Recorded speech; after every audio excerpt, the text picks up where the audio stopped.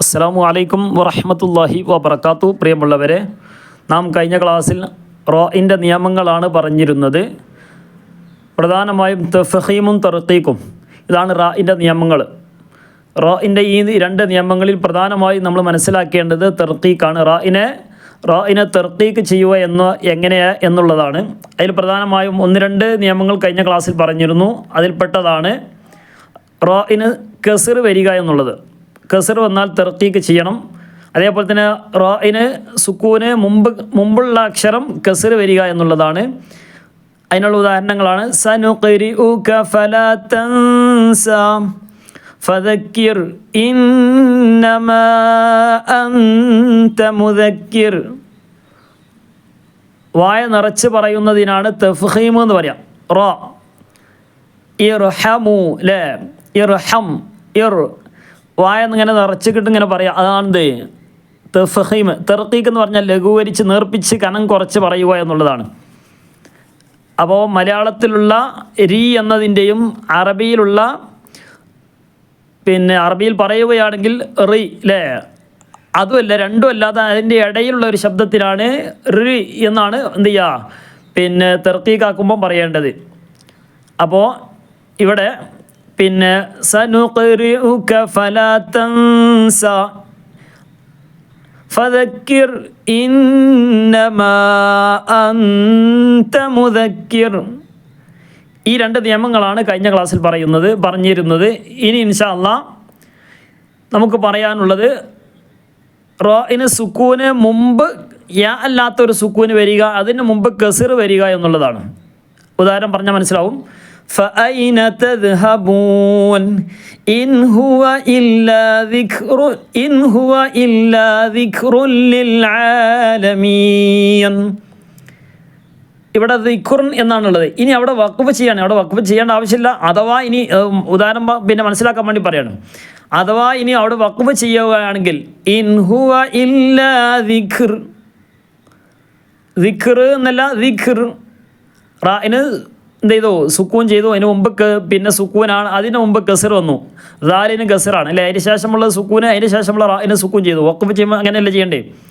അപ്പോൾ അത് തർക്കീക്ക് ചെയ്യണം. അപ്പോൾ ഒരു നിയമം റാഇന് സുക്കൂന്, അതിന് മുമ്പ് യാ അല്ലാത്ത ഒരു സുക്കൂന് വരികയും അതിന് മുമ്പ് കസ്ർ വരികയും ചെയ്യുക എന്നുള്ളതാണ്. അടുത്ത ഉദാഹരണം നോക്കി. ഫഖാല ഇൻ ഹാദാ ഇല്ലാ സിഹ്റുൻ യുഅ്സർ. ഇവിടെ ഇൻ ഹാദാ ഇല്ലാ സിഹ്ർ. അവിടെ വഖഫ് ചെയ്യുകയാണെങ്കിൽ റാഇന് സുക്കൂന് അതിന് മുമ്പ് കസ്ർ വരിക എന്നുള്ളതാണ്. അപ്പോൾ ഇങ്ങനെയുള്ള സ്ഥലങ്ങളിൽ പ്രത്യേകിച്ചും നാം എന്ത് ചെയ്യണം? തർക്കീക്ക് ചെയ്യണം. അടുത്ത ബിഹിസ്സിഹിർ അല്ലേ, അവിടെയും എന്താണ്? അവിടെ വഖഫ് ചെയ്യുകയാണെങ്കിൽ അവിടെ എന്ത് ചെയ്യണം? തർക്കീക്കാക്കിയാണ് ഓതേണ്ടത്. ഇനി ഇടത് ഭാഗത്തുള്ള ഉദാഹരണങ്ങൾ നോക്കി. ഇല്ലാ ഖലാ ഫീഹാ നദീർ. റാഇന് സുക്കൂൻ ചെയ്തു, അതിന് മുമ്പ് നീട്ടാനുള്ള അക്ഷരം യാ വന്നു, അതിന് മുമ്പ് കസ്ർ വന്നു ഇല്ലേ. ഇവിടെ എന്ത് ചെയ്യണം? തർക്കീക്ക് ചെയ്യണം. കാന നകീർ ഫകൈഫ കാന നകീർ. ബിഇബാദിഹി ലഖബീറും ബസീർ. റാഇന് തർക്കീക്ക് ചെയ്യണം ഇങ്ങനെയുള്ള സ്ഥലങ്ങളിൽ.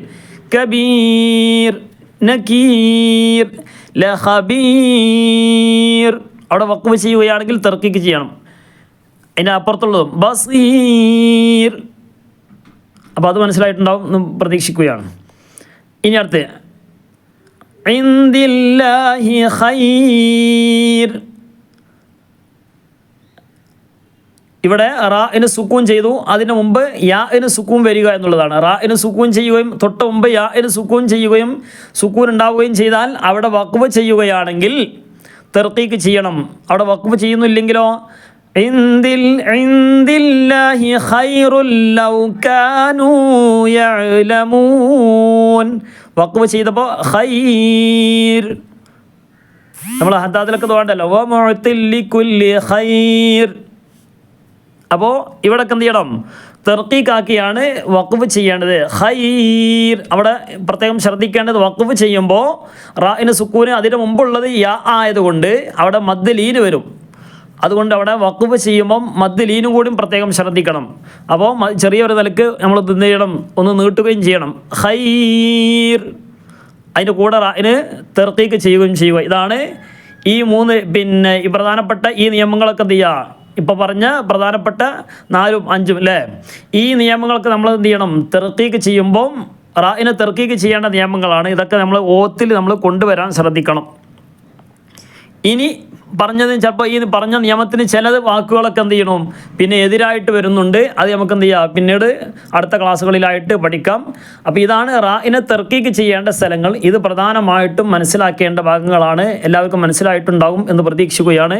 നമ്മളെ ക്ലാസ് മനസ്സിലായിട്ടുണ്ടെങ്കിൽ എന്ത് ചെയ്യുക, കഴിവിൻ്റെ പരമാവധി മറ്റുള്ളവരിലേക്ക് എത്തിക്കാൻ വേണ്ടി ശ്രമിക്കുക. അള്ളാഹു തആല തൗഫീഖ് നൽകി അനുഗ്രഹിക്കുമാറാകട്ടെ. വിശുദ്ധ ഖുർആനൊക്കെ പാരായണം ചെയ്യുമ്പോൾ അതിൻ്റെ നിയമങ്ങൾ അനുസരിച്ച് നമ്മളൊക്കെ പാരായണം ചെയ്യണം. മറ്റുള്ളവർക്കൊക്കെ അതിൻ്റെ ഉപകാരം കിട്ടുന്ന രൂപത്തിൽ നിങ്ങളുടെ ഭാഗത്തു നിന്നുള്ള എല്ലാവിധ സഹകരണങ്ങൾ പ്രതീക്ഷിക്കുകയാണ്.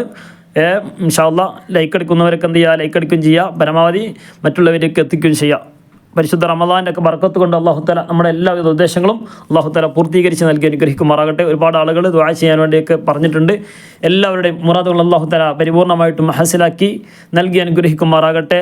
റഹ്മാൻ റഹീമായ റഹ്മാനെ റബ്ബേ, പ്രത്യേകിച്ച് ഈ പരിശുദ്ധ റമദാനിൻ്റെ മഗ്ഫിറത്തിൻ്റെ 10ലാണ് ഞങ്ങളുള്ളത്.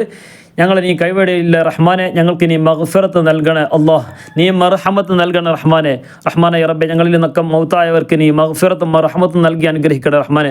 അവരുടെ ഖബർ ജീവിതം നീ റാഹത്തിലാക്കി കൊടുക്കണം റഹ്മാനെ. ഈ പരിശുദ്ധമായ റമദാൻ്റെ ബർക്കത്ത് കൊണ്ട്, ഈ മാസത്തിൻ്റെ പൊരിശ കൊണ്ട് റഹ്മാനെ റബ്ബെ, നീ അവരിൽ വല്ല അദാബൊക്കെ ഉണ്ടെങ്കിൽ അവരിൽ നിന്ന് എടുത്തു കളഞ്ഞവർക്ക് നീ സന്തോഷം നൽകണേ റഹ്മാനെ. ജീവിക്കുന്ന കാലത്തോളം പൂർണ്ണ ഇസ്സത്തോടെ റാഹത്തോടുകൂടെ സന്തോഷത്തോടുകൂടെ ഒക്കെ ജീവിക്കുന്നവരും ഞങ്ങളോട് ബന്ധപ്പെട്ട എല്ലാവരും നീ ഉൾപ്പെടുത്തണേ റഹ്മാനെ. ഞങ്ങളിൽ നിന്ന് ജീവിച്ചിരിക്കുന്ന ഞങ്ങൾ മാതാപിതാക്കൾ, ഉസ്താദുമാർ, സഹോദരന്മാർ റഹ്മാനെ റബ്ബെ, ഞങ്ങളുടെ ഭാര്യ ഭർത്താക്കന്മാർ, അതുപോലെ തന്നെ മക്കൾ റഹ്മാനെ റബ്ബെ, ഞങ്ങളുടെ മാതാപിതാക്കൾ എല്ലാവർക്കും നീ ആഫിയത്തുള്ള ദീർഘായുസ് നീ പ്രദാനം ചെയ്യണേ റഹ്മാനെ. ദീനീയ ഖിദ്മയിലായിക്കൊണ്ടൊക്കെ ജീവിക്കാനും ഇബാദത്തിലായിക്കൊണ്ടുള്ള ജീവിതം നൽകി അനുഗ്രഹിക്കണേ റഹ്മാനെ.